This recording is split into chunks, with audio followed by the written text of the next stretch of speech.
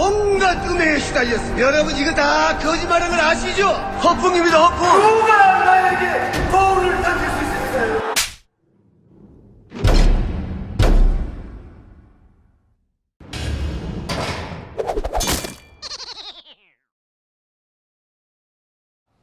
카카오 방송 다스베더 제9회 시작하겠습니다.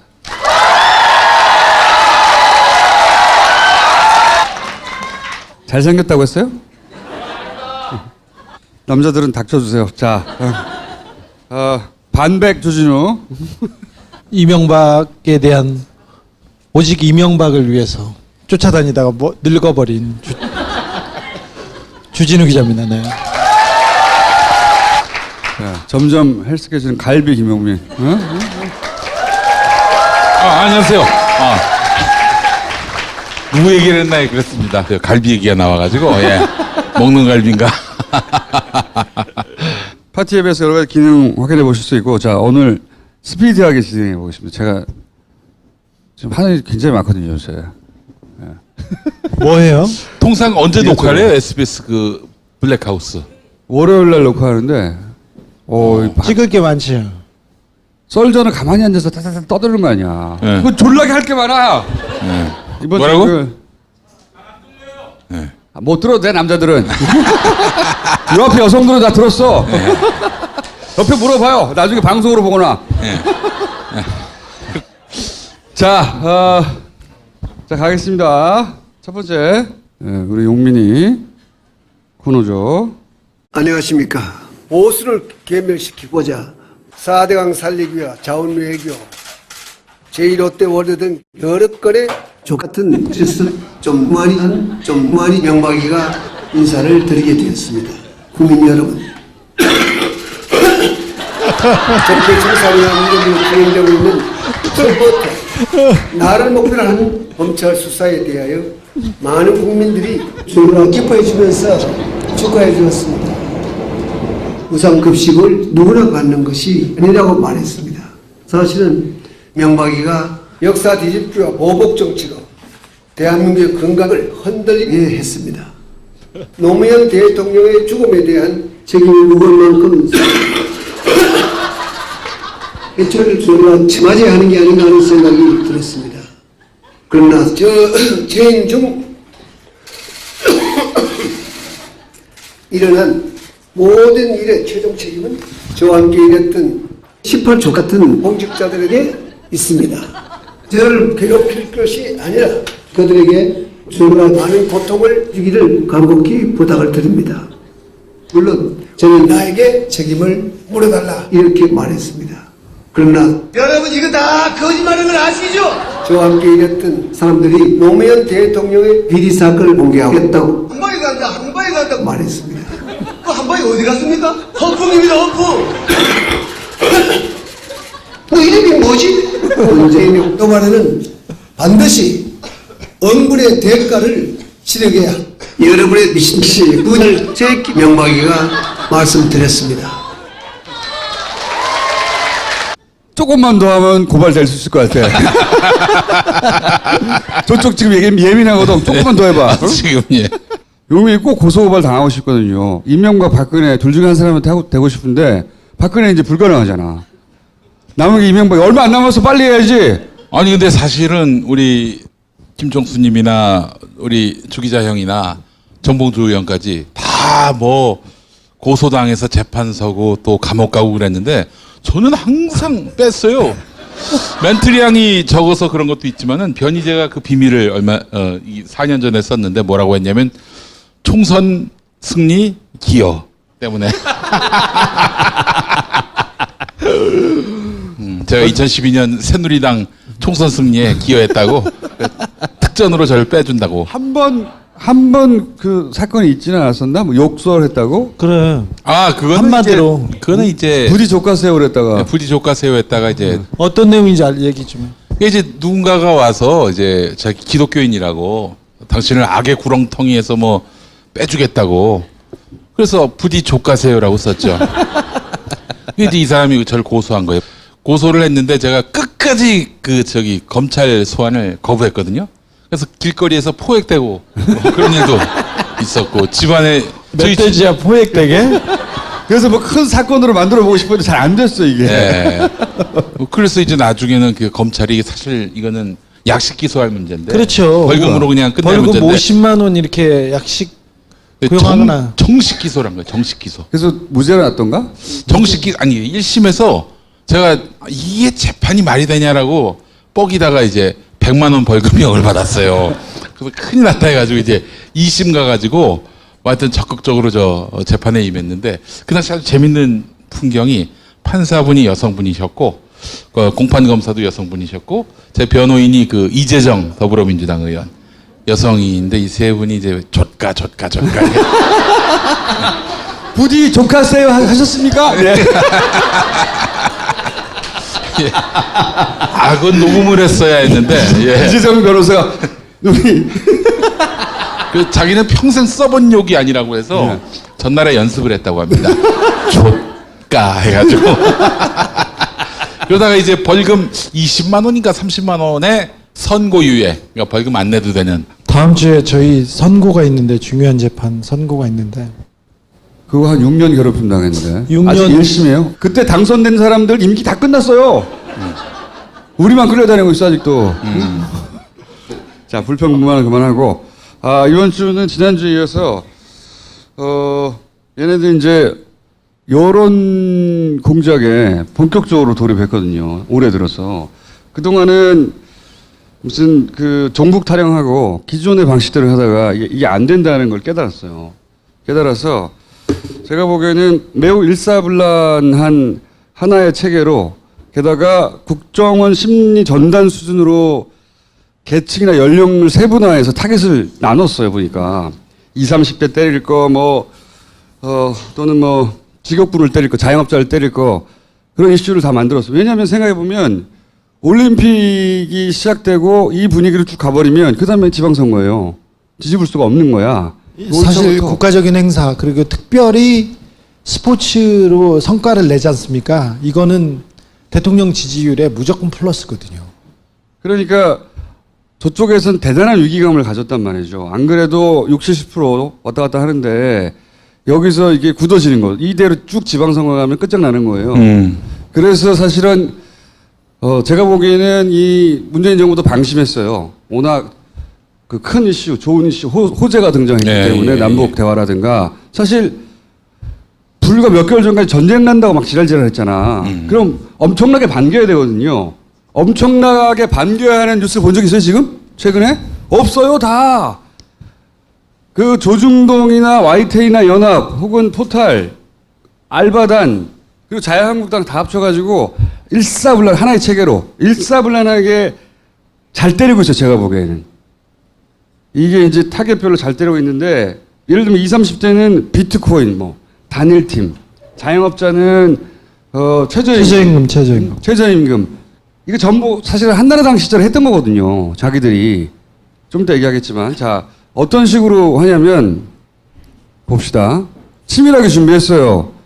원래는, 이거는 지금 단일팀이니 뭐니 하는 거는, 한나라당 2011년에 자기들이 만든 법에 써 있는 거예요. 단일팀 만들고. 네. 특별히 평창 올림픽은 단일팀 추진하자고 법을 만들어 놨어요. 법을 만들어 놨어요. 그때 지금 자유한국당이 만드는 법대로 하고 있는 거예요, 이게.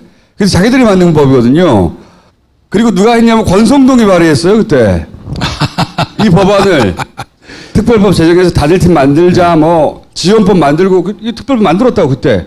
당시 이제 당연히 그 야당인 민주당 쪽은 당연히 합의해 줬죠. 이 법이 걔네가 발의하고 걔네가 통과시킨 거예요, 그때. 그거 법안에 의거해서 지금 이걸 하고 있는 거예요, 다. 단일팀 만들고. 다 법적 근거하에 하고 있단 말이죠. 그러니까 사실은 그 염원이 이루어졌다. 이렇게 나갈 수도 있는 거예요. 그리고 예를 들어서 나경원 의원도 쌍현입니다. 이런 집 불과 1, 2년 전까지 했어요. 네. 네. 단일팀 만들자 법도 그들이 만들었고 이런 노력하다가 실제 됐어. 난리가 났잖아 갑자기 걔네들이 이러면 안 된다고. 그런데 그 앞뒤가 맞지 않는다고 공격을 받아야 되거든요. 그러면 그렇잖아요. 당신들이 만든 법안에 당신들이 주장했던 대로 게다가 전쟁 위기 어쩌고 하다가 이런 기회가 왔으면 반겨야 되잖아요. 언론 중에 그런 뉴스 본 적 있어요? 그런 보도를 안 해. 보도하는 거는 역대 단일 팀들은 항상 긍정적인 효과 여론에 지지했고 다들 긍정적인 효과를 그 정부에 줬단 말이죠. 당연히. 근데 이게 되면 어떡하나. 연구하는 거예요. 연구해서 어디를 공략해야 될지 프레임을 정해놓고 처음부터 작전이 처음부터 여기서 끝나냐? 당연히 이 뉴스를 받아서 종이신문이 쓰죠. 왜냐면 종편 안 보거든. 종이신문도 쓰고 서로 주고받고 하다가 포털에 올라가죠. YTN도 논란, 왜 뉴스가 나와야 논란 중이라고 말할 거 아니야? 그렇죠? 논란 중이라고 막 말합니다. 연합도 마찬가지고. 그걸 포털이 뿌려주죠. 그럼 알바가 붙어요. 그러면 자유한국당이 말해요. 그럼 논란 중이라고 막 보도해. 이 구도로 성공했어요. 이번에는 타겟을 언론이 철저히 도와줬고, 기본적으로 예를 들어서 MBC나 혹은 뭐 JTBC나 SBS나 이 이중적인 태도에서 공략하기보다는 논란이 있다. 그리고 예를 들어서 정보에 대해서 뭔가 칭찬하고 잘했다고 말하려고 하면 빨아주는 것 같잖아, 이쪽에서는. 그게 아니거든. 그렇게 해야 되는 거거든. 근데 그걸 못하고 있는 거죠. 그 사이에 이 부정적인 뉴스가 확 덮어버린 거예요. 기본적으로. 이거는 그냥 자유당의 당직자들이 댓글 알바들 고용해서 할 수 있는 일이 아니에요. 이런 일들은. 이거 외에도 예를 들어 최저임금 같은 것도 내가 대통령이 되었으면 내가 대답을 하려고 했는데.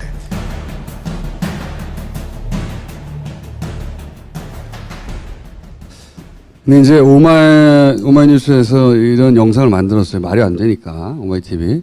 이거는 지상파가 할 일이에요. 앞뒤가 안 맞잖아요. 그래서 그런 공세에 대해서 말이 안 되지 않냐고 일단 야당 공세는 제껴놓고 그리고 정부 정책 중에 뭔가 부정한 거 있으면 까야 되는 거예요. 그렇잖아요? 그런 얘기 없어. 그리고 일방적으로 까는 거죠. 비트코인 같은 것도 마찬가지예요. 이런 기사가 납니다. 가상화폐 거래 순이익의 세금 최고 24.2%, 징수익이 천문학적이 된다. 그러니까 뭔가 기분 나쁘잖아요? 이 자체로. 그리고 올라가자마자 시세를 흔들어 털어먹고 거래소 세금 뜯고 부자 세금 뜯고 어쩌고 정부 어쩌고 문재인 어쩌고 죽어라. 이 망할 정부야 박근혜보다 더하네. 이게 다 그 기사가 올라가고 순식간에 댓글 달리고 민주당 다시 뽑나 보자. 북한은 좋겠네. 문재인 탈환시키자 공산화 수준. 이런 댓글들이 와라락 달려요. 이런 기사가 있으면 감정적으로 증폭 오래 있진 않아요. 이런 기사들은 올라가고 댓글용으로 확 올라갔다가 다시 사라집니다. 그럼 이게 막 돌아요. 또 딴 데서. 잘하고 있어요. 걔네가 요새. 재미를 봤어. 집중적으로. 응? 예전에 사방팔방 막 때리던 거 북한 때리던 거 가지고 안 먹혔거든요. 잘.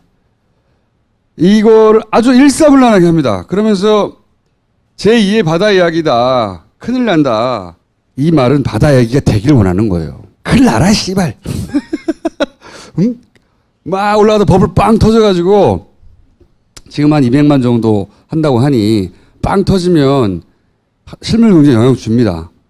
그리고 자살하는 사람들 막 나와요. 응? 내가 뭐 빼가지고 원래 뭐 연봉이 5천만 원인데 막 대출 받아서 1억 넣었어. 왜? 다른 사람 막 10억 벌었다고 하니까 1억 넣었어. 날라가 버렸어. 자살하고 막 이런 그거 내내 때릴 거예요. 그러기를 원해요. 얘네들은. 빵 터지기를. 그래서 보수 매체는 기본적으로 투자에 긍정적이나 투자를 유도하는 기사가 엄청 많이 나왔어요. 터지길 원하는 거거든. 바다 이야기가 되길 원하는 거예요. 비트코인을 우리 포탈이나 혹은 보수 야당이나 혹은 보수 매체가 다루는 방식은 터지길 원하는 겁니다. 이렇게 해서 터지는 순간 모든 책임을 정부에 막 떠넘길 거예요. 정부가 해서 그랬다니 어쩌고 규제한다고 지랄하다가 규제가 늦었다고 지랄하고 그 상관없어요. 갖다 붙이면 되니까. 아니 자유한국당이 이거 지들이 법안 만든 것 때문에 가만 멈칫합니까? 아 내가 우리가 만든 건데 어떡하지? 안 해 그런 거. 이거 굉장히 조직적으로 하고 있고. 연합뉴스나 YTN은 일보를 쓰는 매체고 국민 세금으로 운영되는 회사인데 아직도 자유한국당과 일베와 그런 수구의 무리들의 납작비 역할을 하고 있는데 진짜 안타깝습니다. 그 왜 우리 세금으로 그런 독약 같은 언론을 계속 그 자양분을 대줘야 되는지 모르겠어요. 뭐 지금 연합뉴스는 박근혜 때 임명됐던 그 사장이 아직도 있고 YTN은 보다시피 그 친이명박 인사가 사장이 됐지 않습니까? 네, 그러니까요. 거기다 기업들이 패널들 하나도 바뀌지 않았어요. 예. 뭐 YTN 그러니까 조중동 원래 그랬고 조중동의 힘이 대단한 게 아니에요.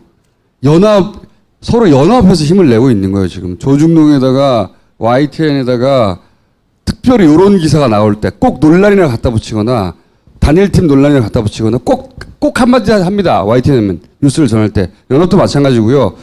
그리고 그 끝에는 포탈이 있어요. 포탈이 이렇게 짝짝짝짝짝짝 돌아가고 있다. 짝짝. 근데 네이버가 분당 경찰서에 자기들을 수사해달라고 그거 이제 요청을 했어요. 각을 잡은 거죠.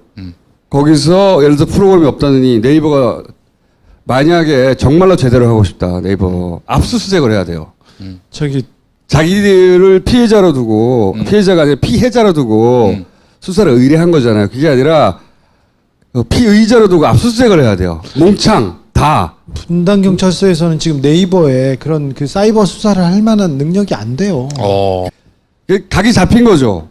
이렇게 해서 피해자로 빠져나오는 예를 들어 뭐 최근에 무슨 봇을 돌린다, 프로그램을 돌린다 막 이런 얘기 있잖아요. 예를 들어서 이제 이거 한번 보세요. 요즘 사람들이 이제 말을 하다가 답답해서 사람들이 잘 안 믿으니까 개인들이 막 자기가 본 거를 촬영해서 올린다고 이런 일이 있었다고. 한반도기 앞서서 공동 입장 뭐 이런 기사가 났어요. 포탈에. 그러자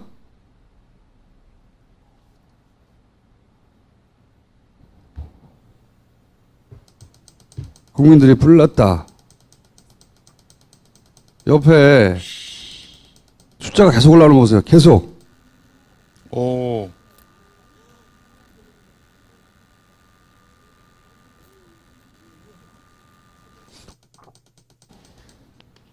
야. 2분 26초 만에. 이거는 한 살에 불과해요. 새벽에 이런 일이 일어날 때도 있어요. 새벽에. 출근하기 전에 한 5시, 6시 때 이런 일이 일어날 때 많이 있어요. 사실 이 포탈 어제 저녁에도 평양올림픽이 어제 저녁에도 그렇게 네이버에서 갑자기 검색. 이 세력이 있는 겁니다. 그리고 네이버가 스스로 이 일을 하지는 않을지언정 이런 일이 있다는 걸 그쪽에서 모를 수가 없어요. 아니 네이버에서 이렇게 메인에 올리는 기사마다 그렇게 그러니까 움직이니까. 이 댓글 알바들이 예를 들어 타이밍을 놓쳐가지고 메인에 작업할 기사가 올라갔는데 그냥 일반 유저들이 와가지고 이제 긍정적인 댓글을 많이 달았어. 뒤집기가 힘들어 이미. 그러면 똑같은 기사인데 토시 하나 안 틀리는데 2보 원래 1보 2보 이렇게 나오잖아요. 내용이 다를 때나 1보 2보 하는 거거든. 2보가 나와요 잠시 후에. 그 2보에는 작업이 돼 있어. 그걸 판가리 합니다. 혹은 판가리 하자마자 작업을 하거나. 그러면 이건 우리가 알 수가 없어요. 누가 하루 종일 네이버의 모든 기사를 쳐다보고 있습니까? 그걸 믿는 거예요. 작업하는 애들은. 그 순간을 어떻게 포착하겠는가 믿고 있는 거죠. 포착하겠다 앞으로. 포착하겠다 앞으로. 안 되겠다 이거. 물량으로 해야 되겠다. 네네. 응? 물량으로 해야 되겠고. 저희가 한 7, 8년 동안 가장 이렇게 여론 형성 과정 지켜보고 저희 어떤 이슈를 만들었을 때 이게 어떻게 전파되는 과정을 계속 상의하고 그랬는데 네이버가 항상 가장 큰 문제였어요. 그러니까 두 가지 조건이 있어야 돼. 이건 누군가 상주해야 이런 정도의 실시간 컨트롤이 가능하다. 그거는 분명한 거. 어디서 온 애들인지 모르겠으나 상주한다고 확신하는 바입니다. 오래전부터 그렇게 생각해 왔지만 규모는 모르겠지만 규모가 클 필요도 없거든요. 소수가 정확한 그 지시만 주면 되거든요. 네이버 내에서 대부분은 모르겠죠. 아는 사람이 있을 거라고 봐요. 어떻게 끝까지 영원히 안 읽히나 봅시다. 상주하는 사람이 있다. 근데 중앙일보 사설도 왜 뉴스 편집 기능을 네이버가 갖느냐 이러면서 슬쩍 또 네이버에 대해서 문제 제기하는. 예. 물타기에 넘어가면 안 돼요. 정말로 네이버가 자기 그 누명을 억울함을 스스로 생각하기에 털고 싶다면 그 개별 IP들이 있잖아요. 그게 실존 인물인지 실제 하는 건지 그 사람들이 누굴 빌린 게 아닌지 만약에 3,000명 어떻게 해요? 3,000명 해야 돼요. 끝까지 제대로. 그래서 뿌리를 뽑아야 되는데 지금 아직은 때가 아니에요. 각하 보내고 언제까지 그 피할 수 있나 봅시다. 그리고 두 번째는 이거는 계속 얘기해 오지만 컨트롤 타워가 없으면 안 된다. 개별 산발로는 이 진보 매체 보세요. 산발이거든 항상. 자기들이 다 잘났어 씨발 막 이렇게 가는 반면 쟤네는 의제를 정하고 일사불란하게 역할 분담을 한 다음에 그걸 일시에 때려붙는 전략이거든요. 그래야 여론이 움직이는 걸 아니까. 그렇게 최근 특히 올해 들어서 몇 가지 이슈를 가지고 역할 분담해서 연락이 때리고 있어요. 그리고 이쪽 진영은 특히 문재인 정부도 마찬가지예요. 문재인 정부도 이거 안일하게 보면 안 됩니다. 노무현 때는 이거보다 덜 치밀했지만 당했거든. 이번에는 얘네도 고도화됐거든요. 그 지지율 굉장히 높다는 거 알아요. 충성도가 높다는 것도 알아요. 어떻게 와해시킬 건지 가만히 보고만 있겠습니까? 당연히 연구하지. 연구해서 업그레이드하고 전략을 다시 세우고 계속 때리는 거예요. 이걸 그냥 지지율 높으니까 혹은 뭐 이젠 사람의 시대가 바뀌었으니까 그렇게만 해서 넘어갈 일이 아닙니다. 합법적으로 가능한 모든 수단을 동원해서 이런 식의 여론 조작을 뿌리치 뽑아야 돼요. 진짜로. 이거 심각한 겁니다. 생각해 보세요. 여러분들이 매번 이런 거 다 뒤져보고 기사 뒤져보고 뭐 영상 뒤져보고 밤새도록 24시간 들여다보고 할 수 있어요? 못해요.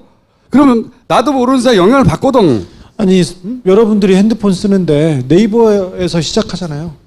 그래서 네이버에서 뭘 검색하거나 뭘 찾아보거나 머리 기사에 뭐뭐가 떴네 이렇게 보고 가지 않습니까?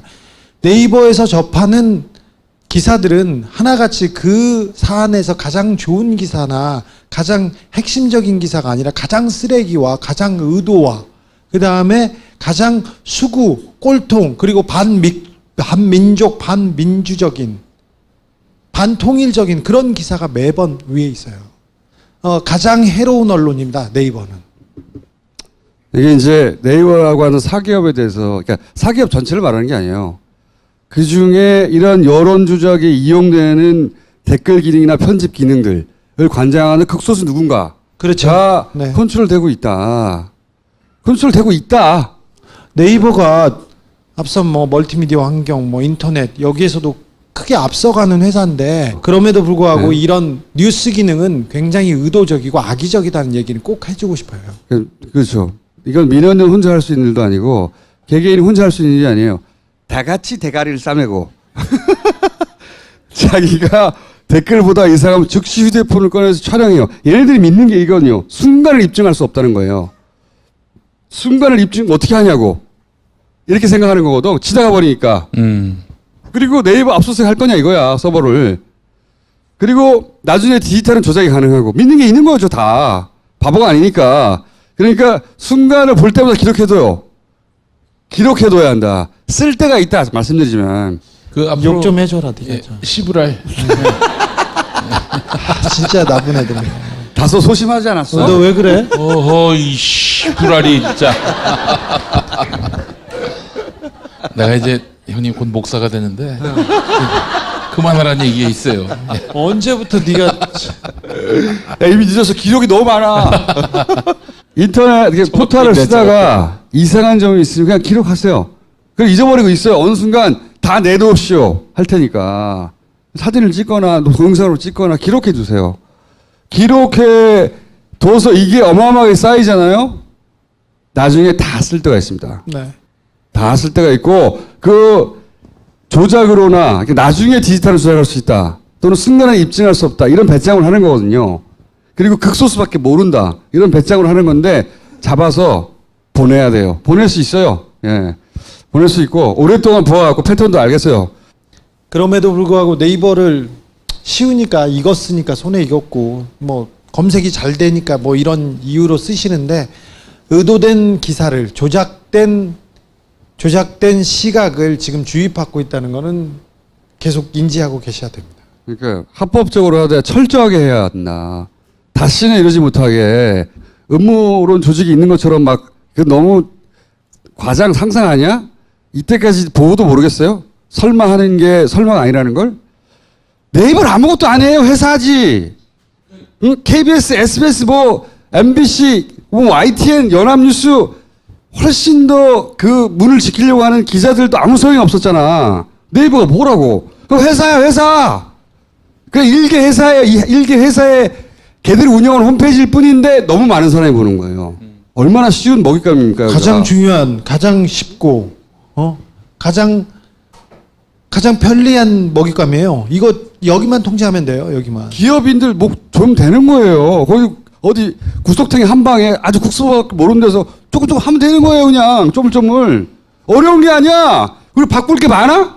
그냥 모바일 페이지 한두 페이지가 얼마나 된다고. 그날 쏟아지는 것 중에 정해가 땡땡땡 때리면 되지. 정해놓고 이거 올라간다부터 아주 쉬운 일이에요. 맘만 먹으면. 게다가 이렇게 쉬운 일을 그러면 아니 네이버만은 절대 건들면 안 되지. 자기들끼리 야 네이버를 걸 수는 없잖아. 사람이 여론을 그렇게 어떻게 조작할 수 있니? 이랬을 것 같아 지들이? 아니죠. 네이버부터 먹으려고 그랬지. 너무 당연한 거야 씨발. 여기는 의심의 여지가 없는 거예요. 전혀.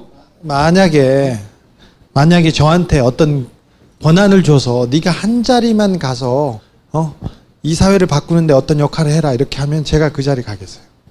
네이버에서 여론 조작할 것 같아요. 기업이 직장인들이에요. 걔네들. 폄하하거나 달리하는 게 그냥 직장인이라고. 무슨 투철한 아니야.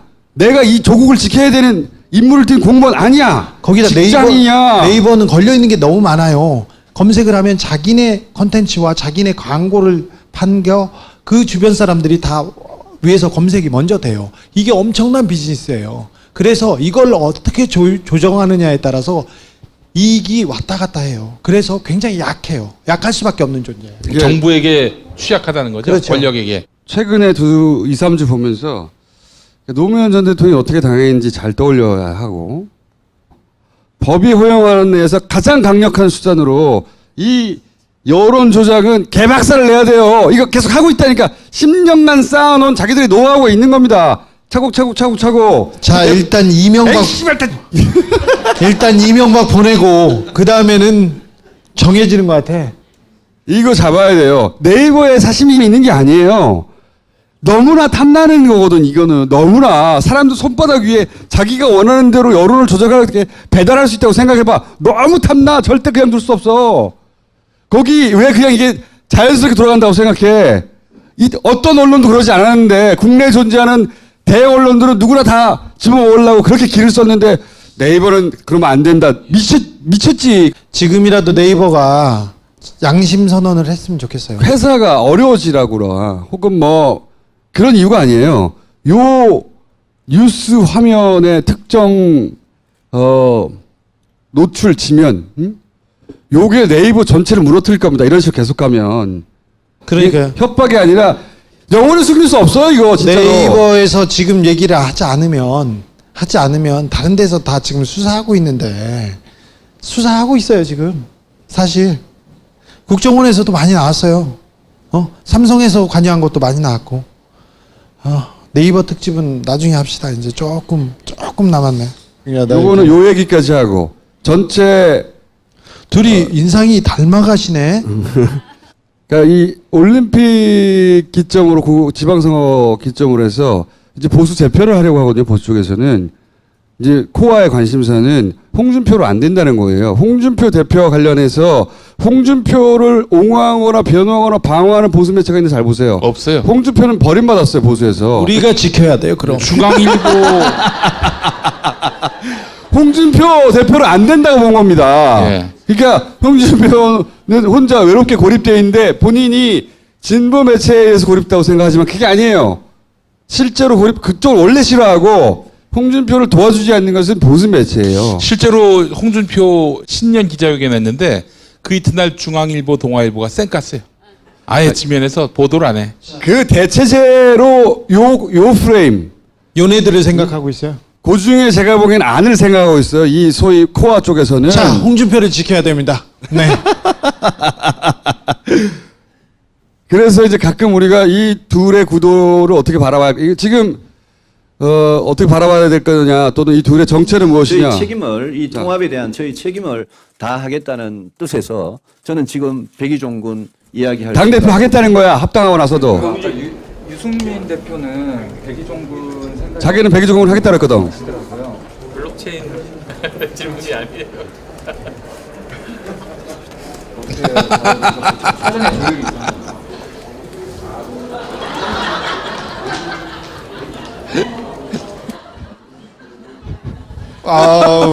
준비되지 않은 질문을 해버린 거예요. 너무 네. 자, 당황하고. 계속 우리가 중간중간 이 사람들 기억하고 가야 됩니다. 이 사람들을 아마 지방선거 이후 혹은 그 직전부터 대체제로 생각해서 막 지금과 같은 방식으로 지금 보셨죠? 자기들이 원하는 타겟 여론을 전체는 아니어도 국한적으로 형성시킬 수 있다고 생각하거든요. 실제 그래요. 그거를 지금 동시다발로 때리고 있는 건데 이 자기들 10년간 개발한 기계, 언론 조작의 기계에 얹어놓은 거죠. 그거를 극단적으로 돌리고 있어요. 최근에는 야 이거 이렇게까지 가면은 너무 댓글 알바가 붙은 티가 나잖아. 이렇게 보일 거 신경 안 써. 최근에는. 왜냐하면 20대 30대 입안했다는 프레임도 계속 때리거든. 그래서 그렇게 설명하려고 하는 거예요. 그런 뉴스 계속 내요. 최근 20대 30대 이탈 계속 내거든요. 기정사실로 만들고. 하여튼 얘네들은 선수가 붙었어요. 기계처럼 막 돌리고 있다. 방심하면 좆된다. 이거 철저히 이 기계 조선일보가 그렇게 쓰는 거는 어쩔 수 없어요. 지들이 그렇게 생겨먹고 영원히 앞으로 그럴 거예요. 근데 걔네들이 힘이 떨어지니까 이제 개별 조중도 무슨 힘이 있어. 힘이 떨어지니까 체인으로 묶어서 여론 조작의 기계를 만들어낸 거야. 막 돌리고 있는데 그 정점에 포탈이 있다. 이거 끊지 않으면 이 기계에 당한다. 사실이 아닌데도 불구하고 당하는 거예요. 만들어낸 여론에 휩쓸려 가는 거지. 기록하십시오. 예. 다룰 테니까. 자, 잊지 말라고 잠시 보여드렸어요. 우리. 얼굴이 잊혀지지가 않아. 국정원 특활비에 관해서 저희가 얘기했던 거, 우리가 다스베이더 몇 편에 1편에서 얘기했나? 이동영 씨가 자기 아버지 월급 받는다. 이 얘기는 벌써 한 달 넘게 한 달 전에 했었잖아요. 박범계 의원이 나오신데 그럼 어떡하니? 그런가? 그런데 예. 그런데 뭐 사실 요즘 엊그제 언론들이 뭐 단독이었어. 단독이다 뭐다 해가지고 이렇게 말해야지. 예. 박범계 의원이 따먹었어 이게 아니라 예. 우리가 해서 안 되는 거 의원님이 해냈구나. 만약에 의원님이 오늘 안 나왔으면 그렇게 말해야지. 따먹었어. 아니 나오실 줄 몰랐지 내가. 아유. 11월 중순에 첫 방송에서 얘기했던가요? 저기 원세훈 씨 부인 얘기. 그때 국정원 특활비하고 그리고 다스 실소유주 거기에서 승부가 갈릴 거라고. 결국은 감옥은 국정원 특활비와 다스에 있는 세금 처리에서 갈릴 그거는 거라고. 이제- 아파트 얘기 이때 했죠 이때. 네. 9월부터 했어요 형님. 그러니까 그때 얘기했어요. 이게 이명박 가져왔어. 추격기 152페이지에 거기 나와. 의원님 기다리셔 빨리 해 이제. 나오는데 그 얘기가 이번 주에 지금 화제가 되고 있습니다. 조금만 들어보시죠. 네, 원장님 재임 시절에 아파트 사셨죠? 딸이요. 어디예요? 반포에 아파트 사셨지 않습니까? 24억짜리. 저가요? 따님이요. 아닙니다. 우리 딸은 지금도 전세 살고 있습니다. 반포에 아파트 산 거는 그러면 따님도 반포에 사는데요. 네. 저희 딸은 전세 살고 있습니다. 그럼 반포에 아파트를 산 거는 아닙니까 사실이? 전혀 사실이 아닙니다. 딸이- 네. 누가 그런 얘기를 해요? 원세훈 전 국정원장 재임 기간 원전 원장에서가 10억 원이 넘는 강남 아파트를 모두 현찰로 구입한 정황이 포착됐습니다. 집을 팔았던 사람 예. 그분이 증언하시기를 검찰에서 네. 집을 사러 오실 때 10억을 가지고 오셨다. 그리고 아유, 정말 그 사람은 곧 보세요. 고소당할 테니까. 10억 집 이 자체가 말이 안 되는 건가요? 아유, 말이 안 되죠. 전세를 끼고 네. 샀는데 무슨 10억이 필요하지도 않아요. 그리고 강남 집이었잖아요.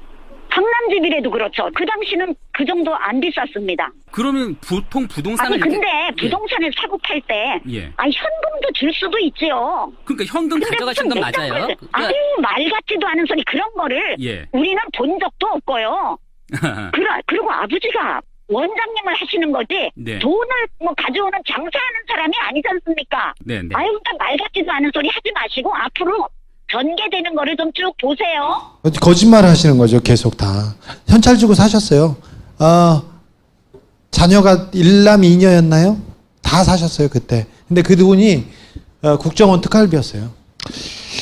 국정원 특활비 특별히 북한에 특수 공작해야 되는 공작비를 특수활동비로 다른 쪽으로 전용해서 그 돈으로 사셨어요. 북향으로 사신 모양이네. 네. 근데 원세훈 원장이 제가 처음에 말하다가 너무 많이 불었다 얘기를 했었는데 그때는 안 나왔었는데 원세훈 원장이 가자마자 특활비를 쓴 게 너무 많아요. 너무 많아요. 뭐 스탠포드에다 갖다 놨죠. 캐나다에다도 갖다 놨죠. 집도 사줬죠. 그리고 집도 고쳤죠. 다른 것도 썼죠. 그림도 샀죠.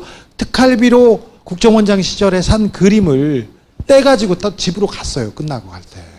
내가 보기에는 형량이 한참 추가될 것 같아요. 네. 이분 엄청나게 추가될 거예요. 그런데 너무 많으니까 야, 또 이거 어디다 썼어? 그러니까 원세훈이 이거 다 내가 안 썼고 이건 이명박이 썼다고 그때 일렀어요. 나왔어요. 특활비 다른 문제도 뭐 지금은 김희중 전 비서관만 이렇게 얘기 나오고 그 사람이 뭐 배신이 아니죠. 진실을 말하고 있는데 왜 배신이야? 배신은 아니, 지들이 했지. 배신은 자기네들이 했고, 아니 자기가 범죄 행위를 저지르고 그 밑에 있던 애가 양심 선언을 하거나 진실을 말하는데 그걸 배신이라고 쓰는. 게다가 감옥 간 것도 내가 보기엔 지가 먹은 게 아니에요. 아니야. 그것도 언론이. 지가 먹은 게 아니야. 자기는 배달만 한 거야. 배달만. 김희중은 제가 애초에 감옥 자체도 억울하게 했어요. 제가 보기엔. 네, 예. 저희가 처음에 얘기를 할 때 김희중 얘기는 안 하고 김희중 얘기를 몇 가지 했었어요. 그분은 얘기를 하고 있어서 좀 가려주고 싶은 생각이 있어서 얘기를 했었는데, 자, 김희중뿐만 아니라 김백준도 다 얘기했어요. 정기적으로 받은 국정원 특활비가 아니고 갑자기 받은 돈이야. 그거 이명박이 시켰다니까. 이명박이 다스 소송 관련된 돈이었을 가능성이 커요. 이게 그러니까 돈은 쉬운 게요. 네가 먹었지. 아니야. 진짜라 먹었으면 모르겠는데 안 먹었으면 그것만큼 억울한 게 없거든요. 나오게 돼 있습니다. 그래서 원세훈과 김백준과 김희중 모든 사람들이 국정원 특활비를 너무 많이 먹었어요. 김윤옥 직접 받았어요. 김윤옥이 받아서 전달한 것도 있어요. 자, 김윤옥 받았고 이시영 너무 많이 받았어요. 이상득도 너무 많이 받았어요. 국정원 특수활동비를. 국정원 특수활동비를 가족들이 다 나눠서 쓰고 주변에 다 시부랄 썼습니다. 진짜 이 시부랄 가족들 아니야 이거? 네. 자, 시부랄 패밀리. 자, 야, 그거 잘하면 고소될 수 있어. 한 번만 더 하면 돼. 자, 이 부분은 거의 다 돼 있습니다. 그런데 너무 많아서 계속 나오고 있어요. 지난번에 제가 언제 얘기했잖아요. 월 2억씩 정규적으로 받았다. 그걸 곱하기 5가 아니고 어떤 기간 동안에 2억씩 받았어요. 그거 말고 받은 돈이 뭐 2억, 5억, 몇 천만 원 이렇게 또 많아요. 김윤옥 여사께서 쓰신 돈 어디다 쓰셨는지 알 수는 없어요. 어느 꼬리표가 붙지는 않지. 네, 근데 붙지는 않는데 어디에서 많이 쓴 거는 좀 알고 있어요. 거의 파악이 돼 있어요. 그래서 명품도 많이 샀어. 명품도 많이 사셨어요. 근데 그 돈이 얼마나 글로 들어가는지 입증하기는 어렵죠. 그리고 현금이 아니 꼬리표가 없잖아. 특수활동비를 이쪽으로 받았는데 이쪽에서 다른 돈이었는데 이렇게 얘기하면 또 그러니까 그거는 나중에 이제 좀 주머니가 이어질 수도 있지 않습니까? 그렇지. 치마 입었어 치마. 그 이명박과 김윤옥 여사의 그 쇼핑 습관에 대해서는 나중에 얘기할게요. 나중에 이제 밥 먹으러 갔을 때 밥 먹으러 들어가기 전에 아케이트를 이렇게 하고 이거 괜찮네. 그러면 다 들고 트렁크에다 실어줬는데 돈은 지불 안 하고 그런 내용들이 또 많아요. 자, 이거는 좀 지나갑시다. 지나가서 특활비에 대해서 다 얘기 나왔는데 지금 원세훈 씨 부인 이 여사께서 나오는 팩트들도 다 거짓말을 하고 있어요. 그래서 인정할 수가 없지 사실. 네. 그건 받았어요. 집 샀어요. 어떻게 그러니? 끝까지 아니라고 그래야지. 뭐 잘 될 거예요. 그리고 오늘 되게 중요한 날입니다. 이동영 씨 그러니까 이상은 회장의 아들 그리고 다스의 부사장입니다. 들어보자고. 검찰에 갔습니다. 들어가서 성실히 임하겠습니다. 일단. 많이 국민 여러분들이 궁금해하시는데 다스는 과연 올 거라고 생각하십니까? 그건 뭐 당연히 뭐 저희 아버님이 지분이 있으니까 저 그렇게 생각하고 있고요. 일단 들어가서 성실히 임하겠습니다. 너무 닮았어. 그건 들어가서 말씀드리겠습니다. 아버지가 월급 사장이라는 욕설 나왔잖아요. 네네네. 가슴 이명박 전 대통령. 아닙니다. 죄송합니다. 피의자 신분으로 오셨는데 죄송합니다. 이 정도 피의자 신분으로 오셨는데 들어가서 성실히 임하겠습니다. 근데 피의자 신분으로 오셨는데 어떻게 생각하십니까? 들어가서 성실히 임할 테니까요. 저 이거 좀 2008년 2월에 그때 MB가 네네. 전체 들어가서 일하라고 했던데 그 말씀에 대해서 성실히 임할 수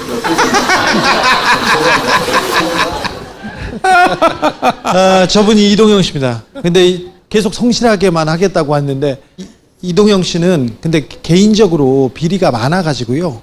많아가지고 처음에는 성실히 임하겠습니다. 계속 성실히 임하겠습니다. 다른 얘기를 하다가 한 오후 3시쯤부터 진실을 얘기하고 있습니다. 이게 말씀은 없구나 이게 증거들이 이런 건데 이분이 버텼어야 돼. 버티고 내가 감옥에 가지만 저건 내 거야 이렇게 하고 감옥 가야지. 아니 그 아까 들어갈 때 보셨잖아요.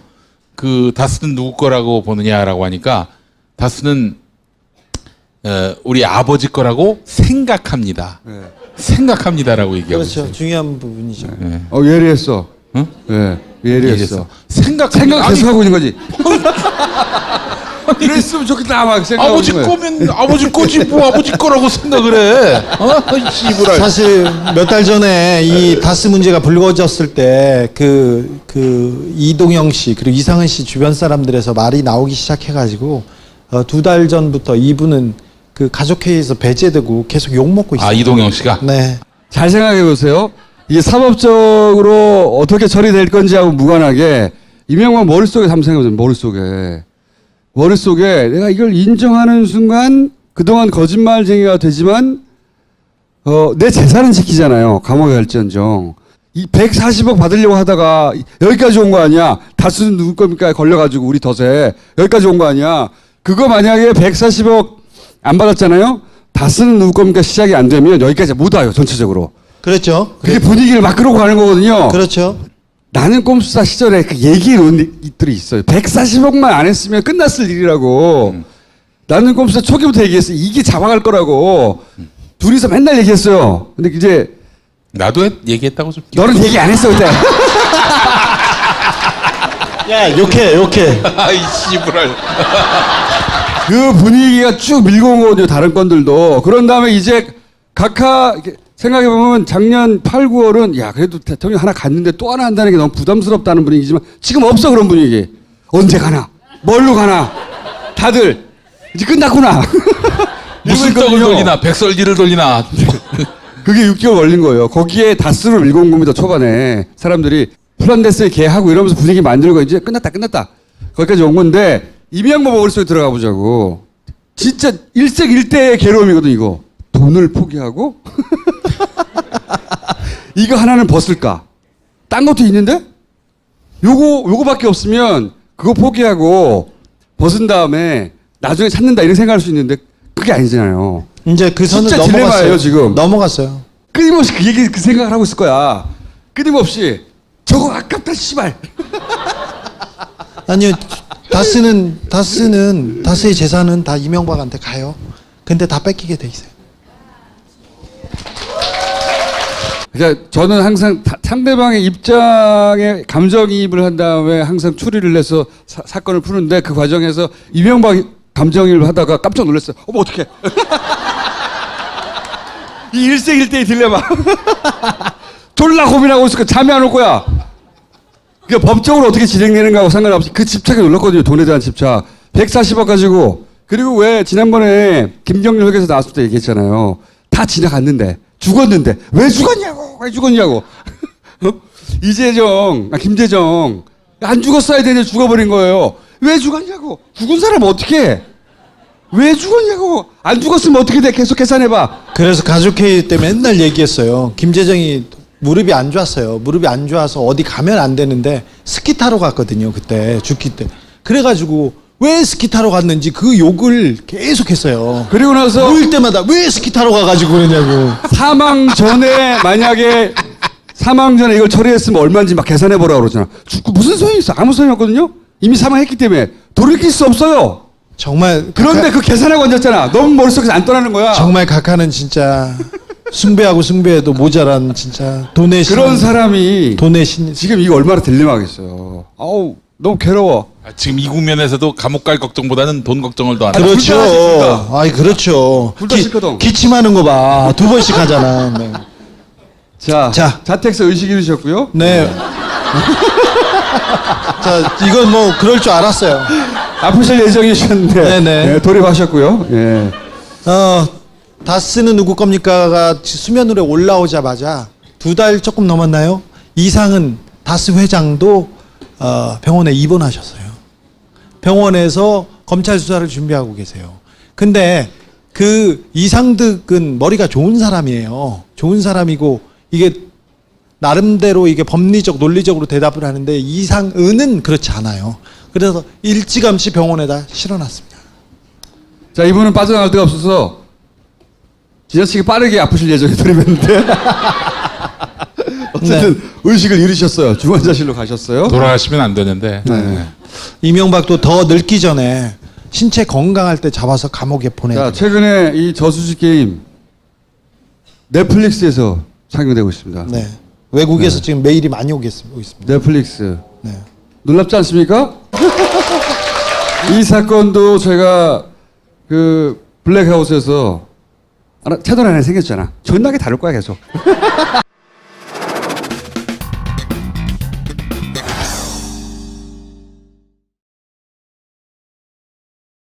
자, 박범계 의원을 모시겠습니다.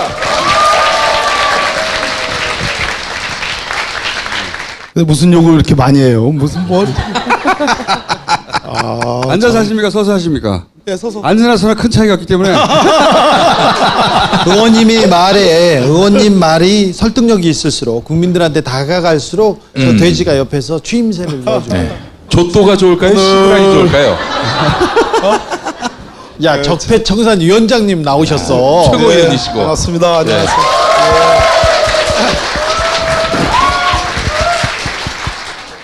먼저 좀 총정리 차원에서 지금 수사가 이제 2군데서 이루어지고 있잖아요. 예.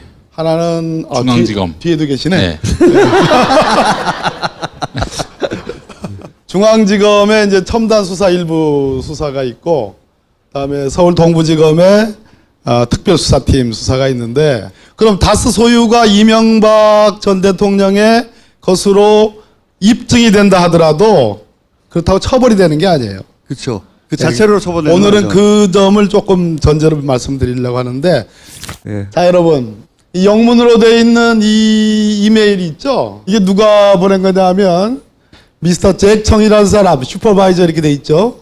저 사람이 다스 측에 미스터 최동영이라고 들어보셨죠? 예. 회계팀장 한테 팩스로 보냅니다. 어떤 팩스를 보내냐면 다스가 이명박 소유가 아니라는 그러한 문서를 보내달라 이렇게 해요. 최동영이가 이 답변을 보낸 겁니다. 잭청한테 2002년 2월 26일 팩스로 보낸 귀하의 요청에 따라 이명박 씨와 대부기공은 다스의 전신이에요. 이름이 대부기공 및 BBK 주식회사의 관계를 공증한 서류를 보냅니다. 왼쪽에 요 문서는 MBC가 보도를 한 겁니다. 근데 이게 무슨 의미가 있느냐? 뭐라고? 지금 뭐 뒤에서 어떻게 하셨어요? 아니요, 하세요. 이렇게 좀 해주세요. 네, 뒤에서 어떻게 했는데? 아니요. 얘기 좀 해주세요. 저 최동영 씨하고 네. 친해요, 제가. 네. 저 소리도 다 저한테서 나왔어요. 그럼 이것도? 네. MBC에 간 것도? 네. 네. 다 주진우 기자가 다 갖고 있어요. 근데 재미난 거는 여기서 백날 떠들어도 100만 명밖에 안 봐. 제 입으로 해가지고 연합뉴스와 MBC, KBS, SBS, 자, 박수 한번 주세요. YTN, 네. MBN 이렇게 나가야지 1000만 명이 보는 거예요. 아까 제가 위에서 보니까 저를 무지하게 뭐 좀 디스를 하던데 다스베이다에서 100날 해봤자 100만 명. 아, 네, 어르신 말씀이세요. 네. 제 입으로 나가야지 1000만 명이. 그렇죠. 네. 제 입으로 나가니까 소환하잖아요. 네네. 제 입으로 나가니까 수사하잖아요. 그거 인정하죠?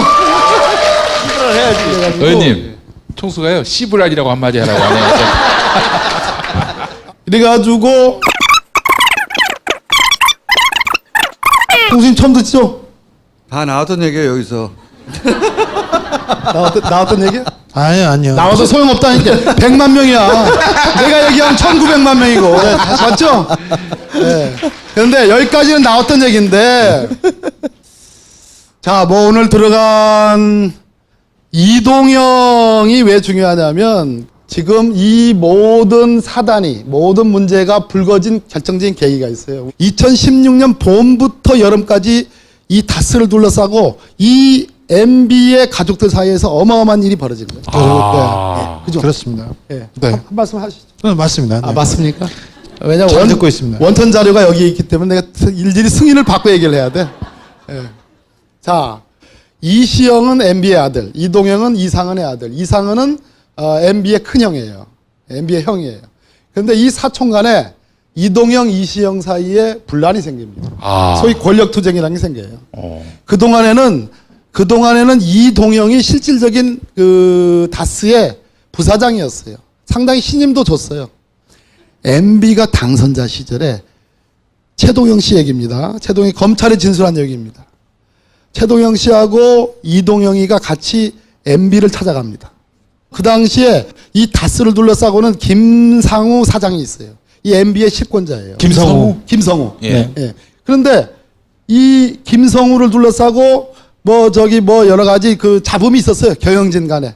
이상은을 지지하는 사람이 김성우가 좀 못됐으니까 좀 바꿔줬으면 좋겠다. 그래서 이상은이가 진짜 실권이 있는 줄 알고 얘기했다가 제가 알기로는 크게 혼을 당하고 그랬다고도 해요.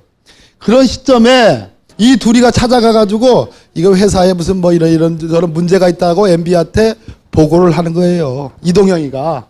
예? 이동영 보고를 하니까 MB가 떡 앉아서 하는 말이 그럼 네가 가서 한번 해봐. 이 얘기를 했다는 거예요. 그러고 나서 2008년 4월에 이동형이가 다스의 부사장으로 입사를 합니다. 아시겠죠? 그런 이동형이가 다스의 부사장으로 실질적으로 경영에 관여해가지고 일을 해요. 일을 하다가 2016년도에 무슨 문제가 생겨가지고 이제 싸움이 났는데 그 문제가 생긴 두 건이 이겁니다. 그 중 두 건이 하나가 대학관광이라는 이 다스의 직원을 출퇴근시켜주는 통근버스를 운영하는 협력업체예요. 다스의 협력업체. 예. 이 대학관광의 사주로부터 이동영이가 한 달에 230만 원씩 토탈 7,200만 원을 삥을 뜯는 거예요. 삥을. 하하. 예. 만약에 말해요. 자기 아버지가 실제로 다스 소유주고 자기가 다스를 물려받을 황태자라면 자기 직원들 통근시켜주는 그 통근버스 협력업체 사장한테 삥을 뜯겠어요? 그것도 7억 2천만 원도 아니고 7,200만 원. 한 달에 230만 원. 뜯을 수도 있는 집안 같은데요. 네. 그래가지고 그랬는데 이 얘기가 그런 얘기예요. 대학관광에서 이렇게 했는데 이 얘기를 이것이 문제가 되니까 이 다스의 격리일도 하고 의전도 하고 총무일도 하고 운전도 하는 이상은의 운전기사라는 분이라고 있잖아요. 김종백 씨. 네, 우리 주진우 기자님이 너무 잘 알 겁니다. 굉장히 샤프하고 똑똑하고 아는 것도 많고 열성적이고 여기서 20년간 근무한 사람. 그 김종백 씨 한테 이른다는 거예요. 이동영이가. 네가 총대 매라고. 저 리베이트 받은 거 지가 받아놓고 문제가 되니까 네가 총대 매라. 그러니까 그 이야기가 그거였군요. 그 얘기예요. 제가 오늘 이건 처음 밝히는 거죠. 주진 기자님 처음이죠. 네, 처음에. 네가 총대 매라고 하니까 세상에 그러니까 이 김종백 씨가 정말 굳은 일 다 해가면서 책임질 거 다 책임져가면서 일을 해왔는데 범죄에 해당하는 리베이트는 범죄입니다. 횡령이에요. 범죄에 해당하는 걸 네가 책임지라는 건 네가 대신 감방 가라는 거잖아. 야, 이거 아주 양아치짓. 그러니까 이거는 도저히 어떻게? 시부랄 양아치짓. 이건 도저히 받아들일 수 없다라고 노해요. 노하니까 그때부터 인사상의 불이익을 3년간 주는 거야. 이동영이가. 이동영이가 김종백. 그리고 이리 돌리고 저리 돌리다가 그래서 김종백이가 더 이상 못 해먹겠다고 해서 나오는 거예요. 예. 아시겠죠? 이때부터 문제가 된 겁니다. 예. 이건 또 다른 리베이트입니다. 네, 이거 중요한 부분입니다. 이건 처음 나오는 얘기입니다. 이게 처음이죠? 네, 얘기 안 했습니다. 안 했어요. 확실히 안 했어요. 김어준 뉴스공장에도 안 했잖아요. 안 했어요. 예. 이거 중요한 맥이에요. 처음 얘기죠? 특별히 오늘 이동영이 검찰에 갔잖아요. 그래서 지금 가장 중요한 부분입니다. 요거 때문에 입을 열지 않을 수 없었을 것이다. 자, 오후 3시부터. 요겁니다. 이 6억 3천이 큰 돈이잖아요. 이 고철업체의 사장은 누구냐면 이명박 대통령의 누나의 아들이니까 여기도 사촌간이에요. 김동땡. 나는 김땡땡만 하려고 그랬는데 또 김땡땡이에요. 그 고철업체 사장의 동생과 대화를 나눈 거예요, 이게. 동생과 다른 C하고 대화를 나눈 겁니다. 아시겠어요? 다른 C. C가 그 다른 C고 B가 그 김땡땡의 동생인 김땡땡이에요. 역시 C가 마찬가지로 그 시브라리 아닙니까? MB의 사촌이죠. 아니. B는 뭐냐 그럼? MB의 조카 해당하는 거죠. 누나의 아들. 불알. 산만하네. 공부를 하겠다는 건지 안 하겠다는 건지 잘 모르겠으니까. 선생님 다 아는 거예요. 아니 오늘 중요한 부분이에요 이 부분이. 이렇게 한번 웃고 나면 다 잊어버릴 텐데. 네. 아니 선생님 지금 오늘 중요한 부분이에요 이게. 자, 이 고철업체는 다스하고 10년간 거래한 업체예요. 아마 서로 사촌간이니까 그렇지 않겠습니까? 조카니까 10년간 거래한 업체인데 다스가 갑자기 너 그만둬. 다스하고 거래 그만둬. 앞으로 이런 일이 또 얘기 나옵니다. 그만둬 하면서 현대 계열사 쪽으로 이거를 거래업체를 바꾸는 겁니다. 이 고철업체를. 그러니까 당연히 동생이 따지는 거예요. 따지면서 한 얘기가 이제 얘기를 해주는 거죠. 자, 내가 자료를 받았지. 그 이동영한테 준 게 있어. 월 3천만 원, 6억 3천만 원이야. 21회. 저 21은 아니고 21회. 6억 3천만 원이야. 그러니까 C가 그거 하나만으로 걸지 못해요. 리베이트가 다 횡령이라고 그랬죠, 범죄. 그러니까 그걸 이제 단락해라 이렇게 된 거야 지금. 왜냐하면 먹은 돈 토해라 이거죠. 먹은 돈 토해내라. 네. 우리 거래도 중단시키고 그동안 가져간 돈 있지 않느냐. 토해내라 이런 얘기예요. 그러니까 대학관광이랑 똑같네요 그러는 거예요. 단락해라 이러던 건데 지금 저 새끼는 누구? 다시 한번 누구? 이동영. 오리발 내미는 거지. 이상득이 이명박이 줬다 잊으라 하는 거야. 하하 이런 얘기예요. 이거 알 수 없는 거예요. 실제로 줬을 수도 있고 중간에 자기가 다 먹을 수도 있고. 그런데 저희들에게 제보한 사람은 상당히 여러 구체적인 얘기들을 했습니다. 검찰에 가서 진술을 했을 거라고 생각을 해요. 이 정도 하고요. 지 혼자 다 먹을 수는 없을 것 같은데요, 느낌에. 아마도 그렇게 생각이. 어쨌든 리베이트를 받았는데, 그러니까 야 우리 리베이트 받은 거 내놔, 씨발 우리 끊을 거면. 그러니까 못 준다 이런 분쟁인 거예요. 맞습니다. 네. 못 준다 하면서 못 주는 이유를 SD, MB한테 되는 거예요. 그러니까 이 수사거리가 되는 거죠. 근데 이거와 관련해서 저는 우리 내부 고발자 두 분이 검찰에 가서 더 나간 진술을 했다고 저는 봐요.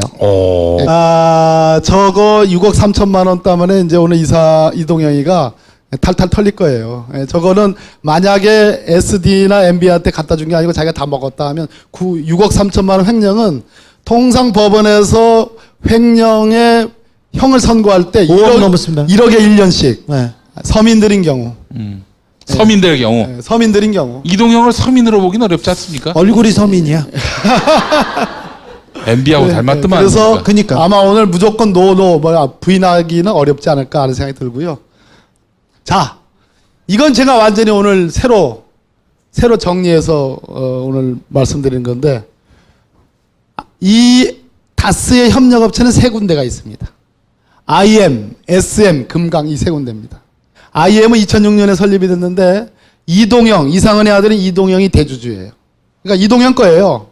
자, SM은 한참 뒤인 10년 뒤인 2015년 4월 달에 설립이 되는데 2016년부로 이시영, MB의 아들 이시영이 대주주예요. 그죠? 이시영 거예요.